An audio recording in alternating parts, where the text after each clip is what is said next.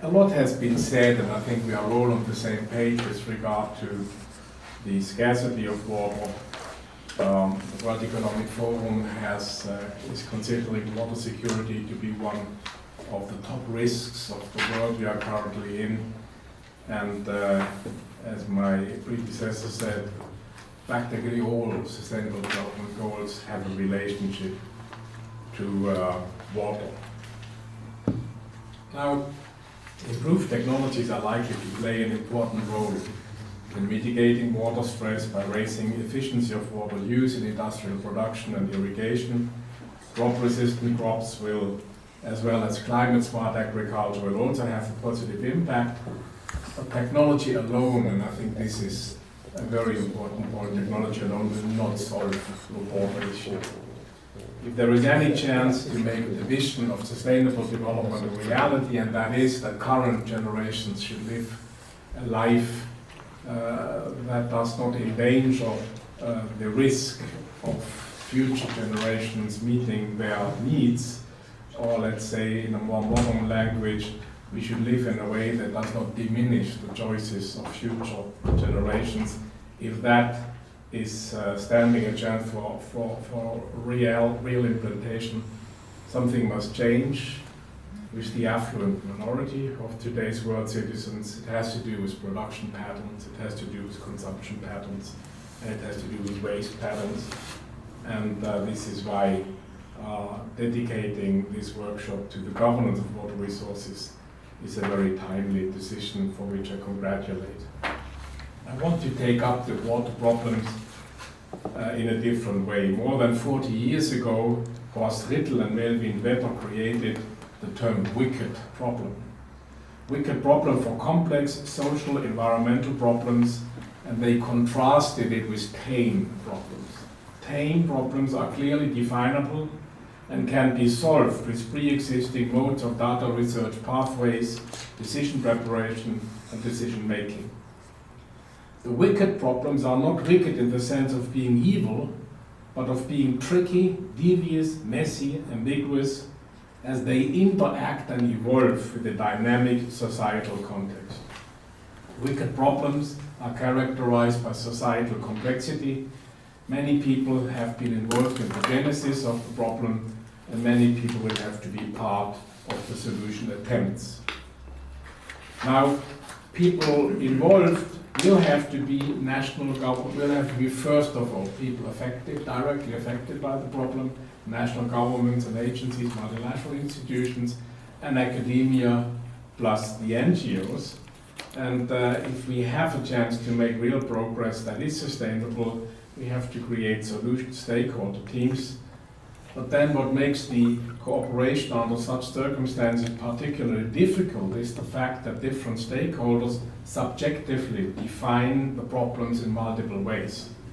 In consequence of having different vested interests, different worldviews, different value systems, and also different time horizons and thus priorities for their actions. There is often very little, even little consensus on what the problem really is and what the symptoms of a higher problem are. Solution attempts, however, depend on how the problem is framed. The understanding of a given problem as a political, economic, social, and environmental problem results in a different approach than if we look at the issue of being a technical issue. Without a robust consensus on the problem formulation, and that always has to be a local one, there cannot be a consensus on a solution concept. A reduction of the number of stakeholders will reduce the perceived complexity, but the price to be paid is that a reduction of perspectives and ownerships is a threat to the probability of implementation. Now, water problems have a number of characteristics of wicked problems. First, one cannot understand the water problem without knowing about its context, and cannot meaningfully search for information without orientation of the solution. For a complex but tame problem, let us say landing a spacecraft like Rosetta on a comet, an exhaustive formulation can be stated containing all the information the problem solver needs for understanding and solving the problem. By contrast, there is no well-defined definitive formulation for a number of water problems. The information needed to understand the problem depends on one's ideas for solving it.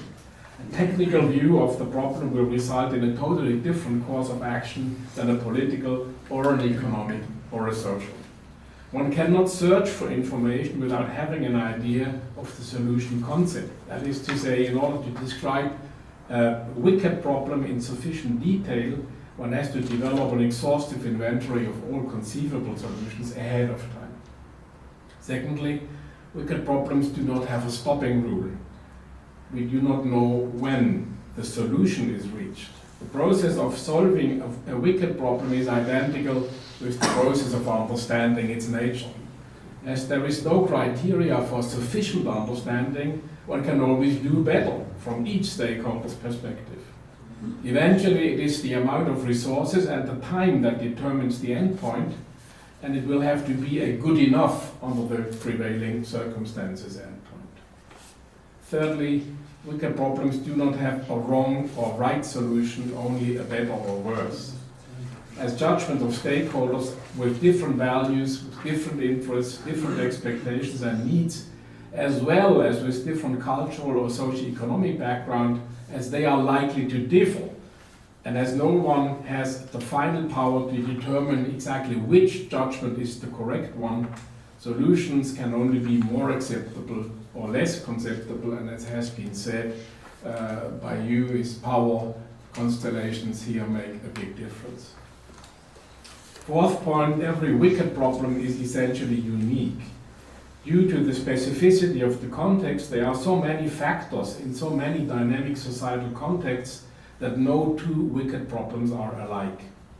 The full consequence of any assumed solution cannot be appraised until all the waves of repercussion have been completely died away, and there is no way of tracing all the waves through all the affected lives ahead of time. The complex interdependencies can create a situation where efforts to solve one aspect of a wicked problem has the unintended consequence of creating another problem.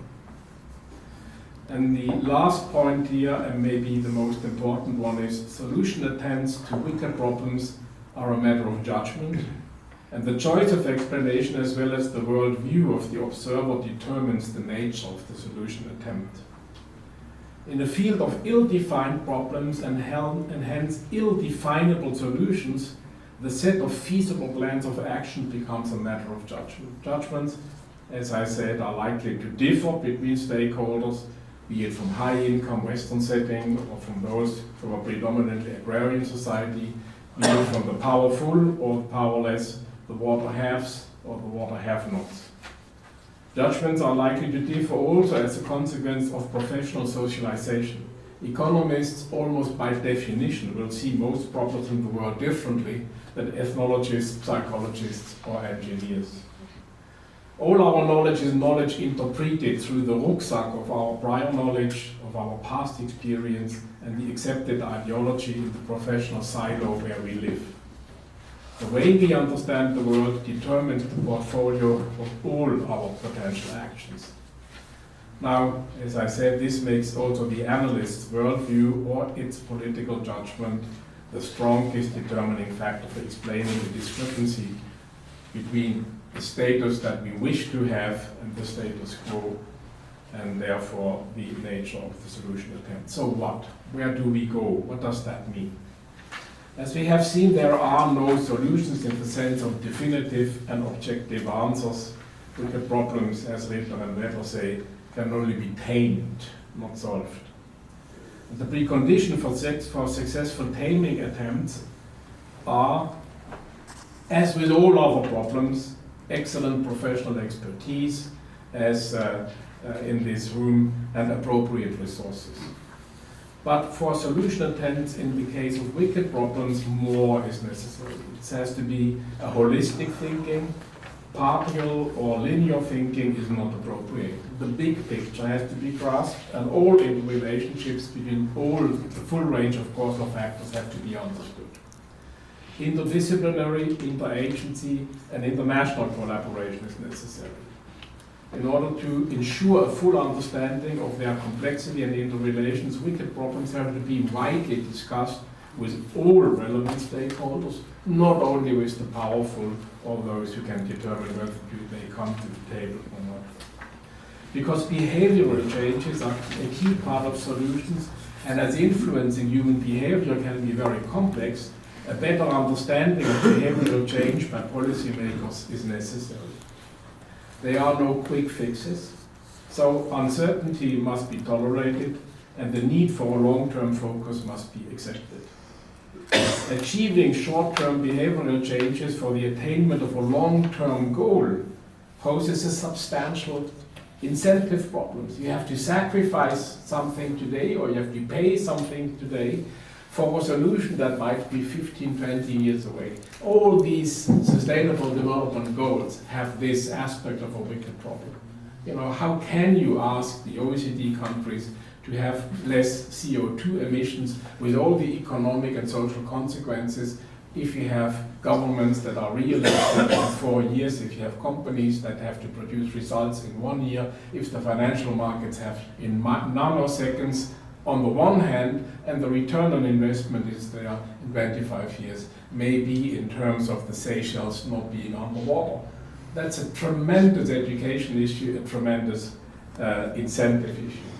Now, inconveniences and even sacrifices are only accepted if and when they are directly related to a foreseeable welfare, maybe of your own family, of your own children, of your own grandchildren.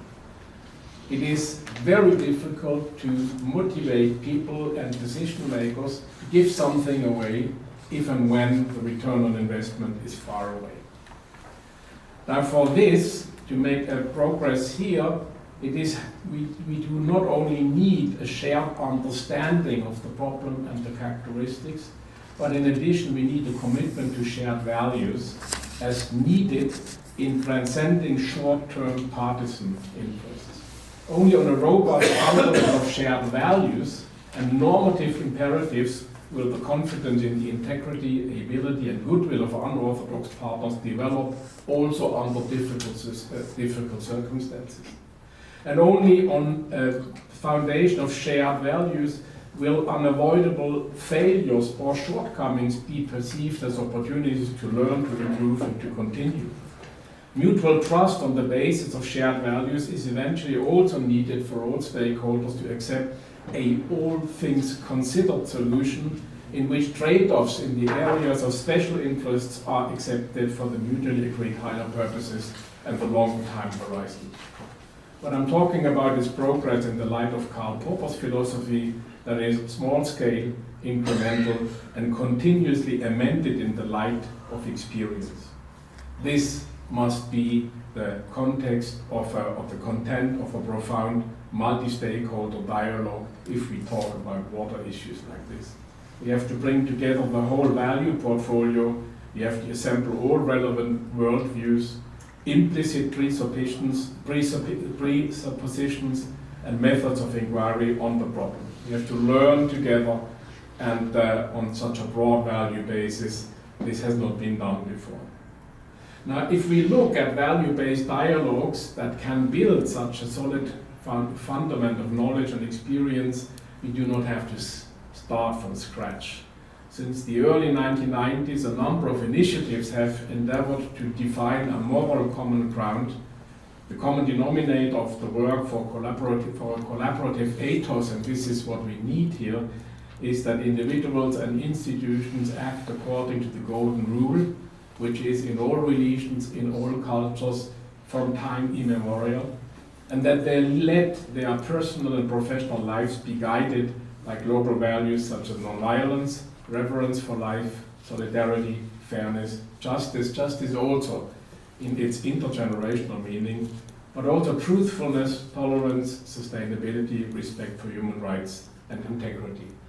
And I know this sounds very idealistic, and if we look at the news and if we see what's happening in the world, one runs the risk of being put in the idealist corner. However, several commissions, as well as the efforts of eminent individuals like Hans Küng, have raised awareness about and drawn attention to the existence of global values and normative principles. It's not only the declaration towards a global ethic of the world ethos, it is also the common framework for the ethics for the 21st century of UNESCO. It is the World Commission on Culture and Development, our creative diversity, and it is also the report on the Commission of Global Governments, our global neighborhood. And even more so, the preamble of the Millennium Development Declaration is also putting values in the forefront. They speak about, first, a collective responsibility to achieve the Millennium Development Goals. That period runs out by the end of this year. But when they started in the year 2000, the heads of state recognized there is a collective responsibility to uphold the principles of human dignity, equality, and equity at the global level and over time. The international community agreed on a number of common values, and that is freedom. Men and women have the right to live their lives and raise their children in dignity, free from hunger and from the fears of violence, oppression, or injustice. All the other development goals are of such a nature. Equality, no individual and no nation must be denied the opportunities to benefit from development. Talk to somebody at the lower end of Mekong about China, or anybody upstream, thinking about irrigation or dams, and then you know what equality can mean. Solidarity, global challenges must be managed in a way that distributes the cost and burdens fairly in accordance with basic principles of equity and social justice, and those who suffer most or who benefit least deserve help from those who benefit most. And last but not least, also Millennium Declaration, respect for nature. Prudence must be shown in the management of all living species and natural resources in accordance with the precepts of sustainable development. Only in this way can the immeasurable riches provided us by nature be preserved and passed on to our descendants.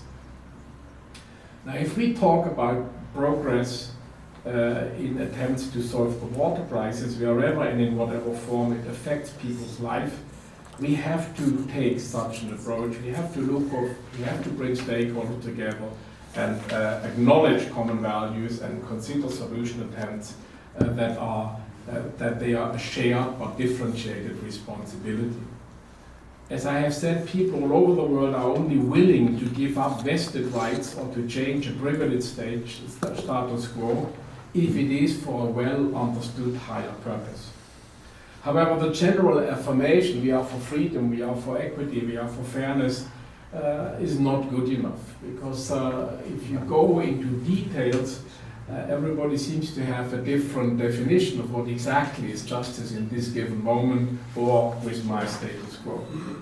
So the common values will have to be substantiated and applied in a specific context, water issues in a specific region, and broken down into items that fit into a quantified and time-bound action plan that is coherently and consistently executed.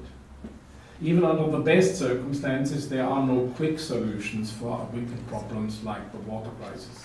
The assumption that there will be a quantum leap in selflessness or in enlightenment or a change, a sustainability change in international and national politics and policies, or in the consumption and resource use patterns of those who have privileged access is unrealistic, if not naive. But resignation or a business as usual approach would also, in the context of water problems, make the world a worse place. We live in a world of interdependence and therefore cannot ignore each other's rights, interests, and convictions, nor can we ignore differences in our cultural programming of the mind.